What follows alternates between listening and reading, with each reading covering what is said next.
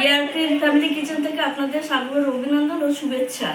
আমি আমার ভিডিও যদি আপনাদের ভালো লেগে থাকে তাহলে আপনারা লাইক দেবেন এবং শেয়ার করবেন। আজকে আমি দেখাচ্ছি খাসির মাংস, মুরগির মাংস আর সয়াবিন আলু ডিম দিয়ে তরকারি। কারণ আমাদের ফ্যামিলিতে সবাই তো সবটা খায় না, কেউ খাসির মাংস, কেউ মুরগি খায়, কেউ খাসি খায়, আবার কেউ সয়াবিন নিরামিষ খায়। ওর জন্য সয়াবিনটা রান্না করবো। আর আমার ননদ এবং ভাগনা এসছে, ওদের জন্য এই খাসির মাংস। আর আমার দেওর খাসির মাংস খায় না, ওর জন্য মুরগির মাংস।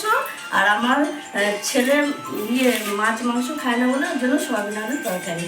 মাছ, আদা, রসুন, টমেটো, জিরে গুঁড়ো, হলুদ গুঁড়ো, লঙ্কা গুঁড়ো আর গরম মশলা, নুন আছে। এটা ধোবো। আচ্ছা, খাসির মাংসটা দিয়ে আমি একটু প্রেসারে সিটি দিয়ে নেবো। ওর জন্য আমি প্রেসারে মাংসটা দিচ্ছি, একটু দিচ্ছি, একটু হলুদ দিয়ে দিচ্ছি,